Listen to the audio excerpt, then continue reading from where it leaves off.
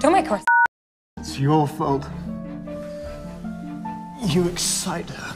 Like, this is how men often perceive women. Men often perceive women as sexy and flirtatious.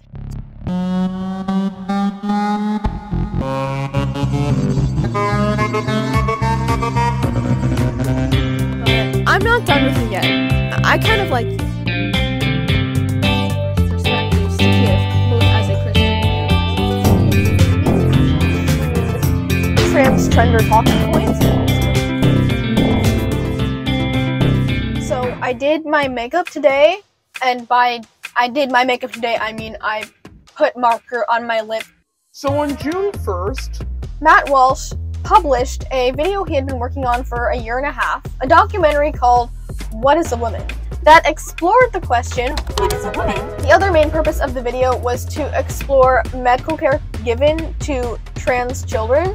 That is not what I want to talk about today. Today I want to talk about the movie The Danish Girl. Be numerically a fairly minority interest into being one of the main political focal points of this generation. After my operation, I will be a woman. Why can't she just be a lesbian? Because she's not a lesbian, Mom. She's a boy. Because I was born in a girl's body. Can I ask you a question? Why don't you kiss me? The Danish Girl is about a transgender woman who lived during the 1920s and 1930s. I want to specify that this is not a video about transgender people. This is a movie review, and I also don't know if this film is an accurate portrayal of transgender people or whether this film is considered problematic in the trans community, but at least one person, at least one transgender person did sympathize with the main character who is also trans. Alright, pretty important disclaimer is that I did not actually watch the entire film. I couldn't find the entire film for free. So I filmed this video months ago, so I have no intention of going back and rewatching the movie. This was back before I was comfortable using Putlocker and 123 movies, but you can judge for yourself whether I do an accurate analysis of the characters. But I was able to watch the last 70 plus minutes of the movie on Dailymotion, and I got most of what I needed to know from the first half of the movie through YouTube clips. Since no one really watches my videos anyways, I can kind of do whatever I want.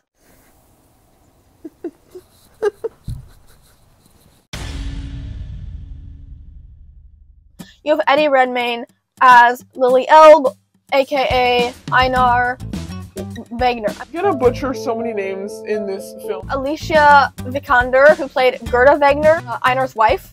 You have Amber Heard, who is a character. Ben Whishaw. Is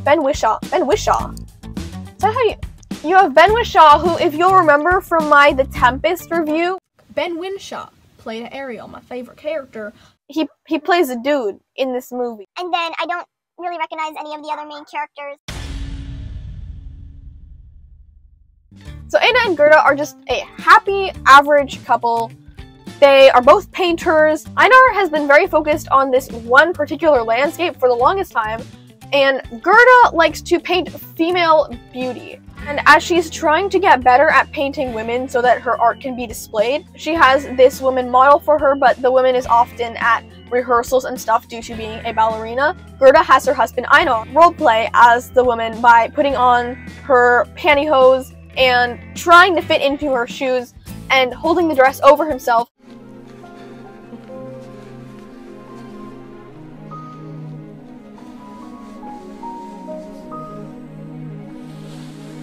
And Eddie Redmayne makes the weird acting choice to breathe very heavily. Now, the audience can interpret this as, oh, Lily! Einar's true self is coming to life for the first time and breathing her first breath. Although more likely people are going to interpret it as, oh, it's his first experience of gender euphoria. But to me, I'm getting very, very erotic vibes from this. Like, he's turned on at the thought of himself as a woman, which sounds like autogynephilia.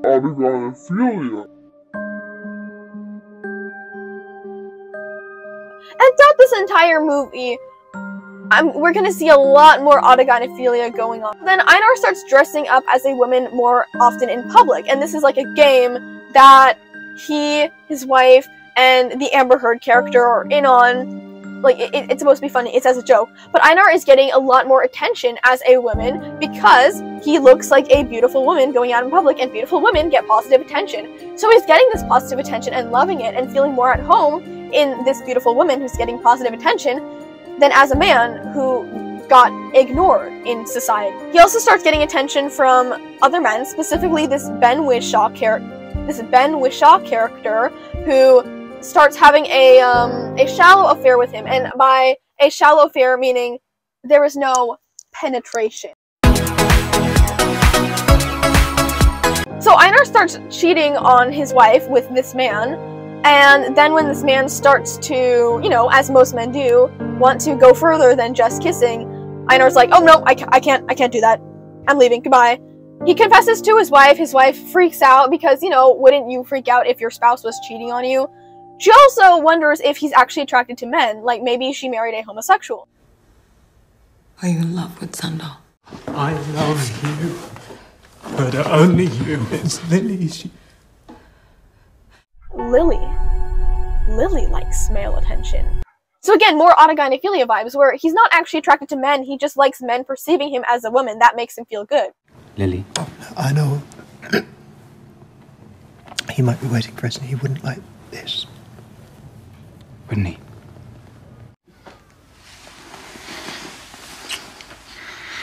I know. What? Come on. It's all right. It also comes out that when he was younger, Lili appeared before when he put on a woman's apron and he was hanging out with his male friend named Hans, and Hans thought that Einar was attractive in an apron, which doesn't really make sense, because, like, how can putting on an apron make you look like a woman? So Hans kisses Einar, and that was another example Einar believed Lili shining through him. Gerta decides to consult Einar's old friend Hans, who kissed him. When Hans and Einar reunite, Einar is dressed in women's clothing and makeup and a wig. Einar gets introduced as Lili, so he's completely in disguise, and he starts flirting with Hans in front of his wife. Hans is just kind of there, he's in a little bit of a love triangle. As Gerta's paintings become more and more successful, due to only painting portraits of her husband as a woman, because that's the thing that happens in the movie. She has this grand exhibition, but her husband isn't there to support her, and that really depresses her. So she goes to her husband for support. He's dressed as a woman, and more than that, he just doesn't want to be a supportive husband in this situation. And so she goes to Hans for that emotional and romantic support. So as Einar begins dissociating with his male self, he starts being disgusted by how he looks outside makeup, a dress, and long hair, and develops gender dysphoria, where he starts directing all his disgust at his masculinity, especially his genitalia. He goes to multiple doctors who pronounce him insane, who try radiation therapy to cure him of his gender dysphoria, and eventually goes to one doctor who has seen one other case of a man like Einar before, where the only cure is just to change the genitalia so it looks female. Einar undergoes 2 procedures to change his genitalia, even though in real life, the real Einar Vegener underwent 4 procedures. Overall, I did enjoy the movie. The acting was great. The plot was very interesting, compelling. It was a very emotional film. I felt a lot. I really liked the actors. It was a beautiful film. I watched an interview of Tim Cooper talking about. Wait, hold on. What is the guy's name? I'm so sorry. The director's name is Tom Hooper. Tom Hooper talks about in an interview. And I liked seeing Lili in this rather bare colour palette, where you can kind of imagine why she needs to escape this rather austere world. Einar felt trapped in this bland world and wanted to escape from this bland world into femininity. And the color defines womanhood.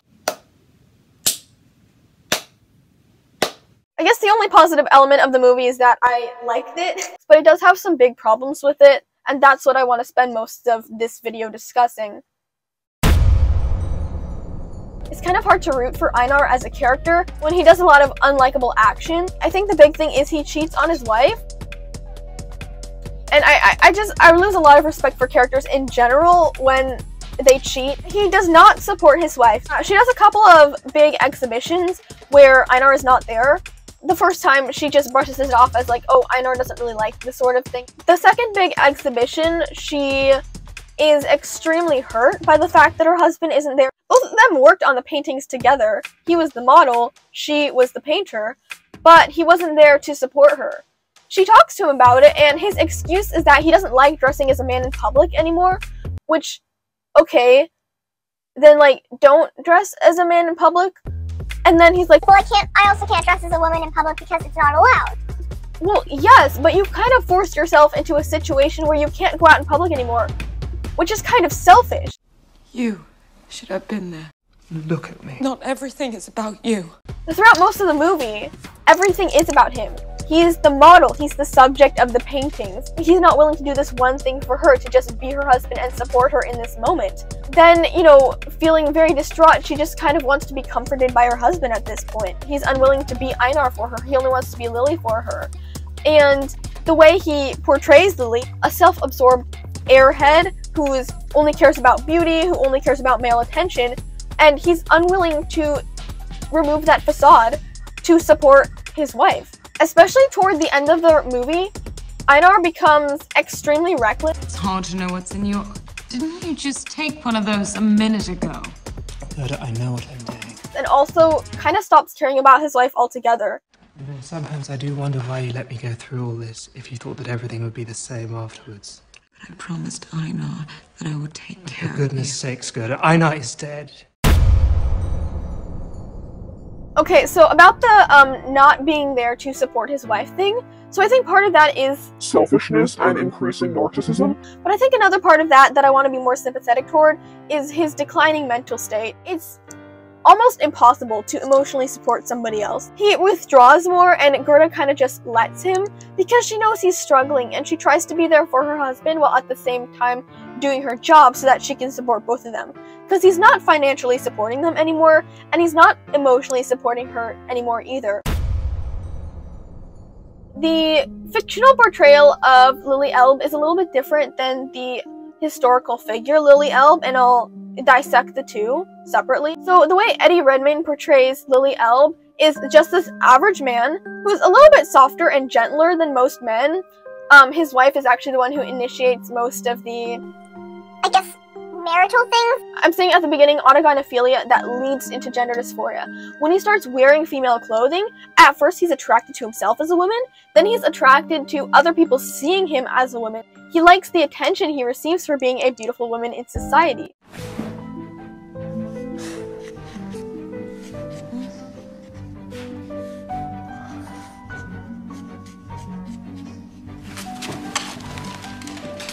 Don't make her. It's your fault. You excite her. Like, this is how men often perceive women. Men often perceive women as sexy and flirtatious. So the self-absorption turns into gender dysphoria pretty quickly.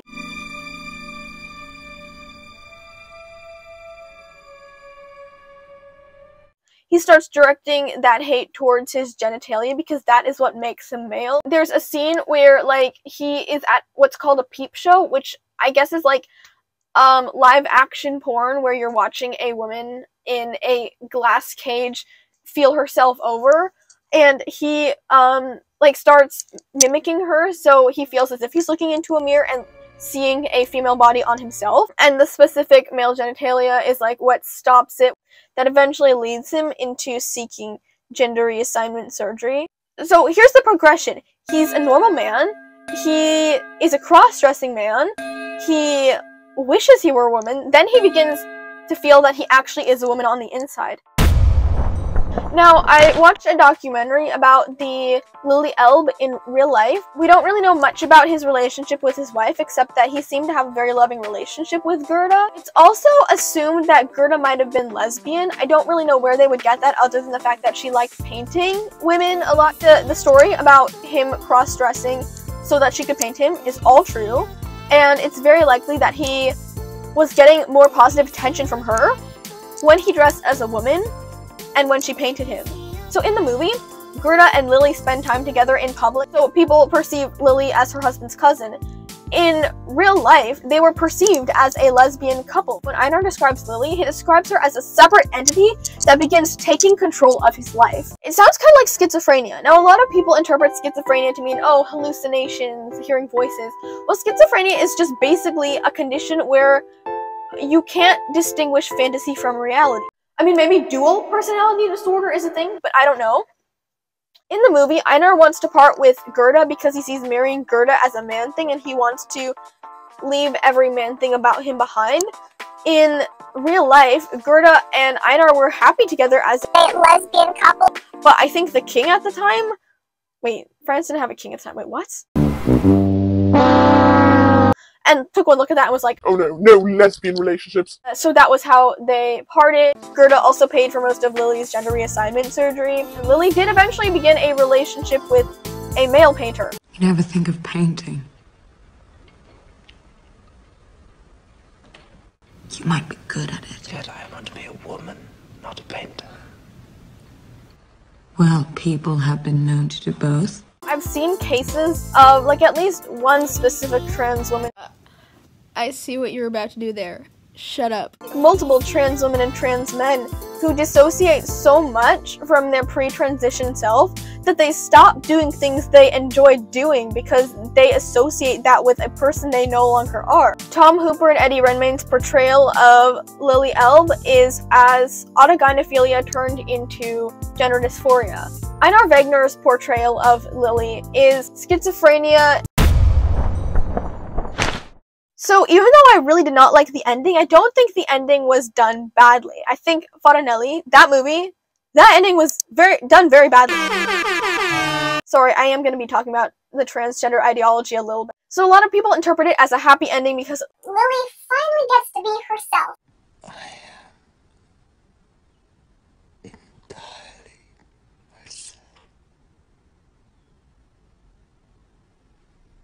he undergoes gender reassignment surgery and finally gets the body that he's always wanted. Even though he didn't really want this body until like maybe 10 years before, it also kills him. So he gets to be a Lili for like a few hours or a few days and then dies because his genetically male immune system rejected the genetically female uterus. Which is why gender-specific transplants are very important. So this is not the first example of gender reassignment surgery in history. There was a previous case with a German trans woman. There has been no case, to my knowledge, of a uterus transplant in a trans woman. Like, biological women have gotten uterus transplants, and there have been 18 live births with these uterus transplants. So people are like, how come trans women can't get uterus transplants? Trans women are women too. Do you want people to die? Sorry for getting so worked up over this.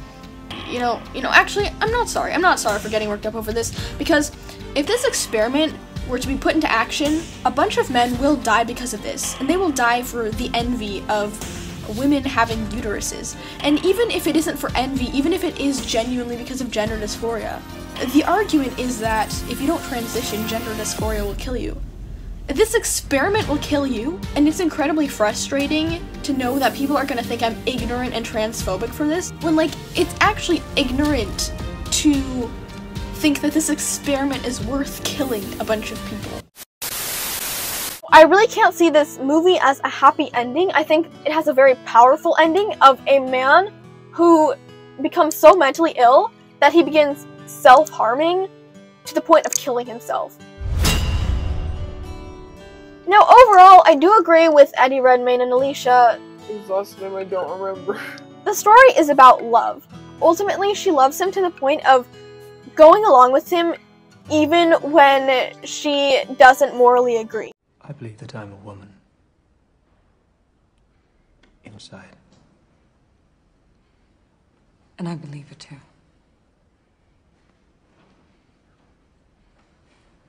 It doesn't help him, but she doesn't see any other options.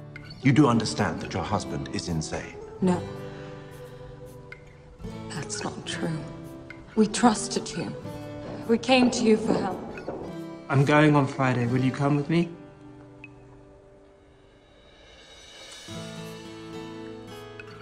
I won't help you to hurt yourself.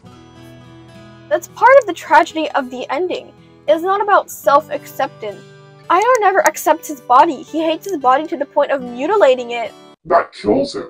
So yeah, this definitely seems to be a love that battles against mental illness, and ultimately the ending is not a happy one, but it was definitely a very emotional and well done movie.